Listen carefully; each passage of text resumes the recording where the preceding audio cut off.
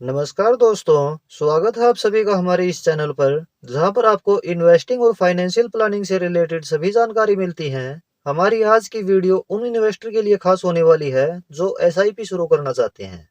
दोस्तों, लमसम निवेश करने के लिए आपके पास एक बड़ा अमाउंट होना चाहिए और सही मार्केट कंडीशन लमसम निवेश के लिए होनी चाहिए। लेकिन एसआईपी शुरू करना चाहते हैं और लॉन्ग टर्म आपका इन्वेस्टमेंट होराइजन है, तो एसआईपी कभी भी शुरू की जा सकती है, क्योंकि मार्केट यदि डाउन भी जाती है तो नेक्स्ट एसआईपी में आपको ज्यादा यूनिट्स मिलेंगी, जिससे एवरेजिंग का बेनिफिट आपको मिल जाता है। एसआईपी के लिए हमने मिड कैप कैटेगरी का फंड सिलेक्ट किया है। इस कैटेगरी के फंड में आपकी टोटल इन्वेस्टमेंट का मिनिमम 65% निवेश मिड कैप कंपनीज में होगा।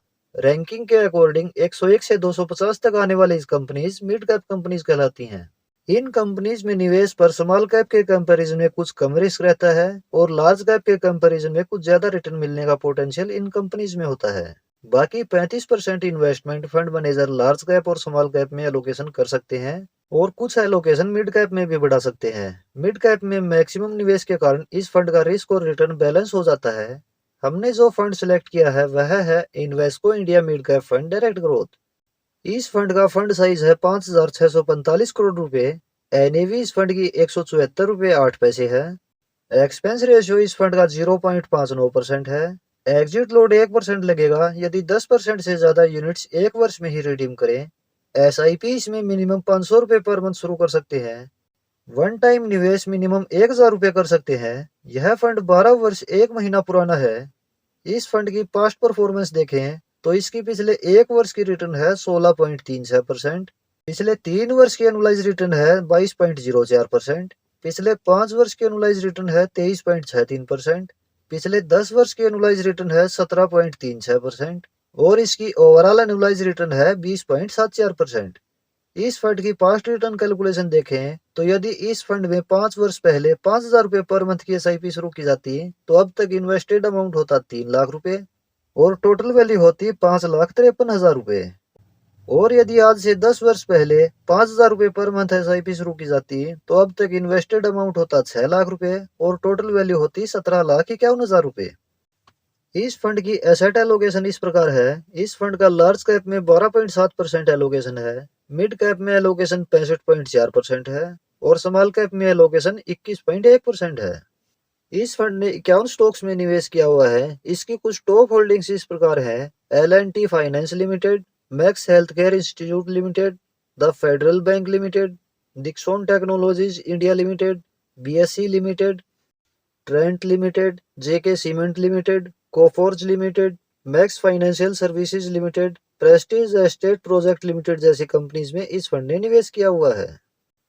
इस फंड की सेक्टर वाइज इन्वेस्टमेंट एलोकेशन इस प्रकार है। इस फंड ने सर्विसेज सेक्टर में 23.1% निवेश किया हुआ है। हेल्थ केयर सेक्टर में 16.4%, फाइनेंशियल 16%, कंस्ट्रक्शन में 10.9%, टेक्नोलॉजी में 6.7%, कैपिटल गुड्स में 6.6%, मेटल्स एंड माइनिंग में 5.7% और अदर सेक्टर में 14.3% निवेश इस फंड ने किया हुआ है। यह तो है दोस्तों इस फंड की डिटेल्स। चलिए अब हम कैलकुलेशन करते हैं कि यदि इस फंड में 2,500 रुपए पर मंथ की एसआईपी शुरू की जाए तो कितना अमाउंट यह फंड हमें बनाकर दे सकता है, जबकि हम एक्सपेक्ट करते हैं कि लॉन्ग टर्म में 18% रिटर्न हमें मिल जाएगी।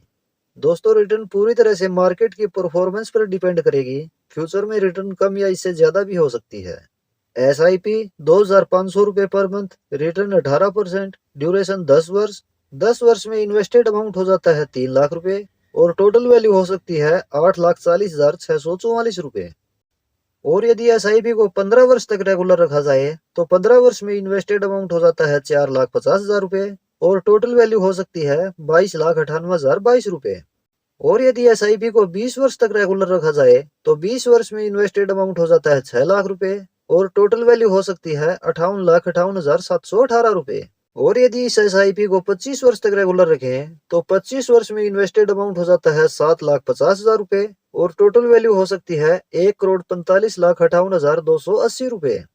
आप अपनी इनकम और फाइनेंशियल गोल के अकॉर्डिंग एसआईपी अमाउंट डिसाइड कर सकते हैं। बाकी दोस्तों, यह फंड आपके लिए इन्वेस्टमेंट रिकमेंडेशन बिल्कुल नहीं है, केवल एजुकेशन पर्पज यह वीडियो बनाई गई है। किसी भी फंड में निवेश करने से पहले खुद से भी उस फंड की रिसर्च जरूर करें और अपनी रिस्क प्रोफाइल के अकॉर्डिंग ही कोई फंड सिलेक्ट करें। आशा है इन्फॉर्मेशन आपके लिए हेल्पफुल होगी। यदि वीडियो पसंद आई है तो वीडियो को लाइक और शेयर जरूर करें। आपका कोई सवाल या सजेशन है तो आप कमेंट में बता सकते हैं। इस तरह के नॉलेजेबल कंटेंट रेगुलर चैनल पर आपको मिलते रहेंगे। इसके लिए आप यह चैनल सब्सक्राइब जरूर कर लें। मिलते हैं नेक्स्ट वीडियो में किसी और इन्फॉर्मेटिव टॉपिक के साथ। धन्यवाद।